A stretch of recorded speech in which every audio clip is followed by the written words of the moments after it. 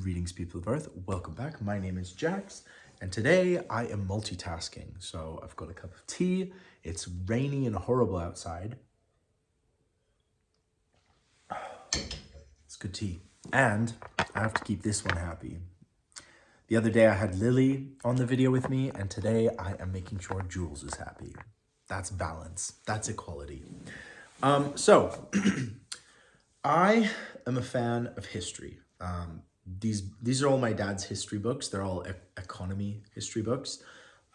That is not my subject of interest in history. I'm very interested in sort of World War I and II, the end of empires, ancient Greece and Rome. Those are my favorite. Ancient China. I'm a big fan of Chinese history. So today, the title of this video is called The Jig Is Up. And I want to use a bit of my knowledge of history and of philosophy and life in general to just talk about when you know the jig is up, what should you do? So I think there's two distinctions I want to make. So first of all, when you say the jig is up, you're usually that is said to someone, like you're saying the jig is up. And usually it's like law enforcement or some kind of bad guy has been apprehended, and it's like the game is over. You know, your little dance, your little dance is over. You're not going to get away with whatever you've been getting away with. And so, yeah, I just, there's been things in the news recently that are particularly interesting to me, and, they're complex subjects, obviously, but the idea that the jig is up, and I've been thinking a lot about sort of the end of the British Empire, the end of the Ottoman Empire, the end of the Roman Empire, and what to do in our daily lives when we realize that the jig is up, when the dance or whatever you have been getting away with is over. And so, there's several concepts and theories that I want to unpack here. So bear with me. It's going to be a bit of a very thinking video for you today. So I hope you enjoy. So thank you for listening. So basically, in my estimation of various empires and situations where things fall, empires fall, the Roman Empire collapses, or I should say the Western Roman Empire collapses and things like that. There's always people in these situations who kind of can see the writing on the wall, to use another analogy. But they can see that things are ending. They are coming to an end. It is time to move on. It is time to, change course or change your direction. It's time to do things differently because you can see where things are going. And it's a very human thing. I think it's a very small percentage of the population that ever see things the way they are. And they're like, oh, the jig is up, time to move on, time to switch, and you have to be pretty pragmatic. You have to be pretty logical. Maybe you had some previous experience. I've listened to several accounts of people who could see that in the 1930s, German politics was going in a certain direction and they got out of Germany. They left Germany. They were like, I can see where this is going. It's time to leave. And they knew the jig was up. They could read the writing on the wall. I could call this writing on the wall as well. But anyway, they could see it coming, and they knew that they had to change direction, and they really had to do something different to, continue living a good life or to find a better life. So, I don't know. I've just been thinking about this. Apologies. But in our lives, you are going to come up, we all come up to situations where the current thought or the current way that you're doing things no longer applies. End of an era. When you leave your teenage years and you become an adult, certain things are over with. You have to move on. Things, that there are things that must make way for better things, for different things, for other things. And it can be a very difficult thing to accept or to embrace. A lot of people don't want to grow up older, and they don't want to change the things that have always brought them comfort. They don't want to do different things. They don't want to treat people differently. They want to stay in that teenage mentality. And some people even want to stay in that child mentality. And while I will be the first person to tell you that childhood wonder and excitement, those are things that should be carried with you your whole life. There are definitely things in life that you need to move on with. The jig is up. It's time to move on. It's time to grow up. And there's an awful lot of people in our society now who don't do that, who think that they can keep doing the same song and dance and they're going to get away with it just fine, when in reality they are stifling themselves and they are holding the world back from, being a better place. There's a lot of subjects that I could touch on here and a little bit of, context in different places. I will do my best to control it and keep it on track. But for example, a thing I have realized, not recently, but something that I realized fairly early on, maybe in my very early 20s, maybe when I was 19, I realized that if I continued to eat the way I eat or ate, and I continued to do the things that I was doing, that I was not leading a sustainable life in terms of my own personal health and the goals that I've set for myself. And so I realized pretty early on that the jig was up. I didn't have that teenage metabolism anymore. I was getting older, and it was basically time for a real change of my health. And as a result, I started going to the gym regularly, weightlifting, calisthenics and exercise. I started doing a whole lot of these different things. I got really into cycling, biking, running, did the marathon, did some other things like that, some fun events. But I realized that, if I want to continue to have a lot of motion in my body and to feel good, that I was going to have to start eating properly, drinking enough water, exercising, getting enough sleep. That's a big one. That's a very underrated one, I feel like. But I realized, writing's on the wall. The jig is up. I don't get to just eat like garbage and maintain the same weight. It doesn't work. Or maintain the same health. It's not even weight. Weight is irrelevant. Maintain the same health and the goals that I'd set for myself. And so I realized that early enough on that I'm starting to, even now, just at 27, I'm starting to really reap the benefits. Whereas I'm seeing people I knew in high school really starting to lag, and I'm seeing people that I knew who are my age having serious health problems, health complications, and running into all kinds of issues because of diet and exercise, lack of supplementing vitamins and all kinds of things. And I feel very grateful that I was able to understand that I had to face a harsh reality. You don't get to just eat like garbage and maintain good health your whole way through. And so I'm really glad that I jumped on that. And I mean, there are other aspects of my life that, I really need to, the jig is up. I need to be fixing some of these things. I need to give my head a shake.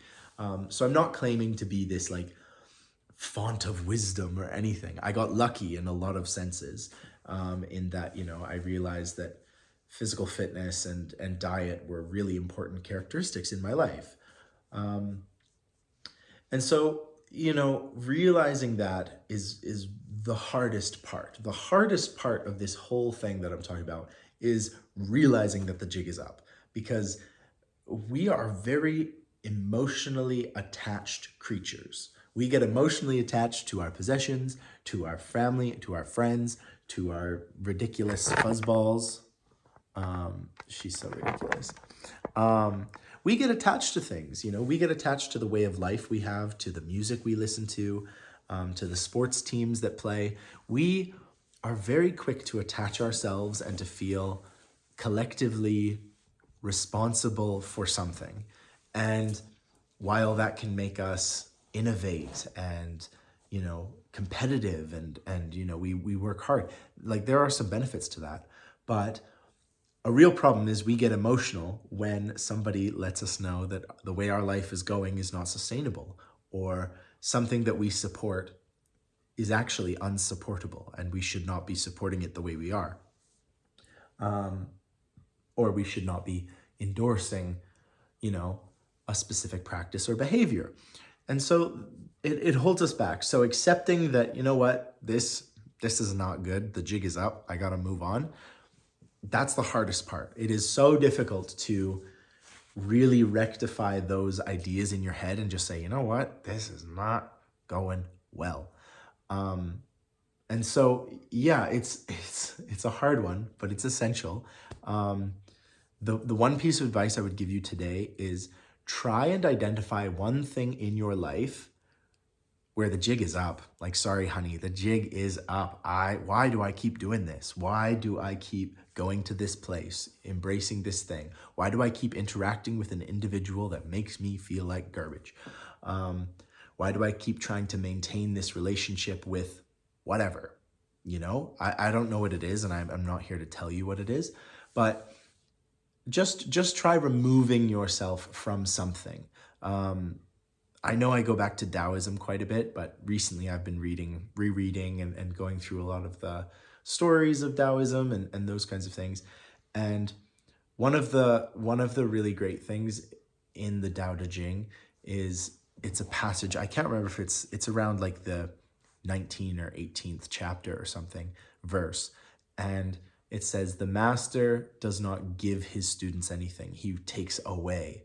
So by removing things, by getting rid of stuff, simplifying, you're actually leading yourself to more happiness. And so some of these practices or ideas or concepts or people that you are interacting with, it's up, time's up. It's time to move on with these things. It's time to get rid of whatever is holding you down. And maybe really consider some of these attachments that you have in your life, and are they worth it? Are they really benefiting you? Maybe it's social media. Maybe spending 20 minutes every morning on Twitter or something really isn't good for you. And so just, you're not having to remove everything, but you can remove that aspect of your life and finally feel a bit more free of it all. So that's kind of where I'm going with this. You could talk about this forever, the idea of getting rid of complexity and difficulty and realizing that like, this is just not for me. The last subject I want to talk about is a little controversial. It's not necessarily terribly progressive, but I was listening to a podcast the other day, and they were talking about the statute of limitations on trauma. And so what that means is the statute of limitations is essentially how much time has to pass until something is no longer sort of like admittable in court. And so, for example, if you committed some kind of crime, there is a statute of limitations. There is a certain amount of time that the case needs to be brought, and if it doesn't, if 40 years goes by, then the statute of limitations has passed, and you can't go after someone for XYZ. This is kind of a controversial topic in itself, because some people view, obviously, certain crimes should be, you should be able to try them forever. Like if I hurt somebody, theoretically, like that should never go away. I should never be able to just get away with it being, well, it's 40 years ago, you got to get over it. However, the statute of limitations on trauma, again, this is not something that is very progressive. It is not something that is terribly hip and modern, but I do think it's worth talking about because there are numerous examples in my life and in the people I know in their lives where they and I keep rehashing the same trauma. I don't really like the word trauma. I think in certain circumstances, it definitely applies. I think in many other circumstances, it is too strong of a word to be using. However, I think a lot of people cannot let go of their trauma. They can't, to put it bluntly, they cannot get over it. And that there really should be a statute of limitations on specific trauma. And the way I was listening to these two people talk about it was, one of them said, well, like if your mom causes you a lot of abuse and you're 18 years old and you live with her, that's quite different than if you're 27 years old and you had a very difficult childhood with your mother. Those are two very different situations where the trauma has just happened or is still occurring versus you've had 10 years of independence, and you have been, in that time you should have been able to come to a better understanding of what happened. And obviously this is very specific to the type of trauma. I don't pretend to talk about anybody in a specific way, but I am attempting to give some advice for myself just as much as for anybody else. Basically trying to say that if you have experienced trauma and enough time has passed, and I can't tell you how much time needs to pass for which kind of trauma, but at some point there is a lot of merit in moving on, getting over it, putting it on a shelf. I think there is definitely a lot to be said for therapy, for working through things, for communication. There's a lot to be said for those areas of growth and health. However, at some point, you have to rise above what happened. And this is something that I'm really going to be trying to do. I'm no longer using the word trauma in terms of like things that are actively happening to me. Like, oh yeah, I had a traumatic day today. No, I didn't. I had a rough day today. It was not trauma inducing. Trauma is like long-term negative consequences from an event. And so I'm trying to refer to my trauma in the past tense, as in it happened, it's gone, it's done, I'm over it. I have worked through things. I've worked a really long time and a lot of effort has gone into getting over the things that happened to me. And so the statute of limitations, in as far as my own judgment, which is what it should be, my judgment says, you know what, Jax, that happened a long time ago. It's time to move on. You are a strong, independent human being, and you are not defined by the things that have happened to you.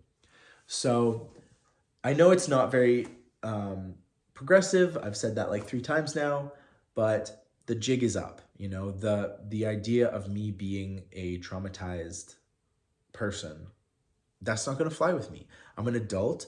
I'm an independent human being. I'm a positive human being. I love my life. I love what I get to do every day.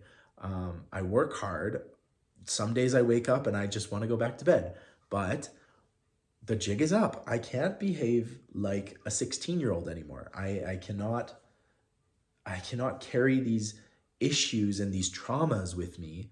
I don't have room. I have more important things I'd like to carry with me through life.